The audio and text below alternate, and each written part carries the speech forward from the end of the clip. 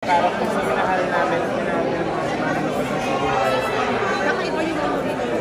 Kosa na ako dito. Ayun na nga eh. Kosa. Ano dapat ang abangan ng araw sa bago? Yun po, kung ano pang pinagdaanan ni Archie kasi hindi pa naman napapakita kung bakit siya nagpunta sa kulungan and ano nangyari sa family niya, ano nangyari bakit si Zina sa Pilipinas at siya nasa kulungan. Ang dami po mga tanong na nilive out ng mga trailers, ng episodes. Kaya ako excited ako ma-explore pa siya. And of course, yung kapag makalabas si Archie ng kulungan, di ba? Paano sila ni Roxy? Kasi you have Batang Quiapo and also that.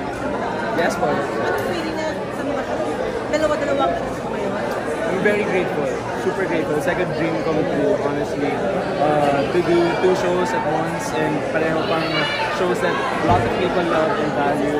And yun, kaya I'm doing my best. Ginagawa ko yung best ko.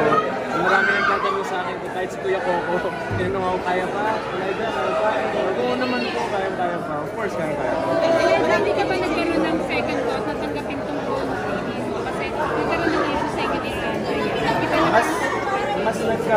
Mas nag-worry ako about Kuya Coco, about Batang Quiapo kasi nag-invest na po sila ng time and we did workshops, we've been doing stunt trainings and ang worry ko lang is baka hindi magustuhan nila Kuya Coco na may ginagawa ko show at the same time, baka isipin nila hindi ko kaya mag-focus. But si Kuya Coco mismo nag-push sa akin na gawin mo yan, like, that's good, hanap buhay din yan. Malaking bagay din yung... Last question.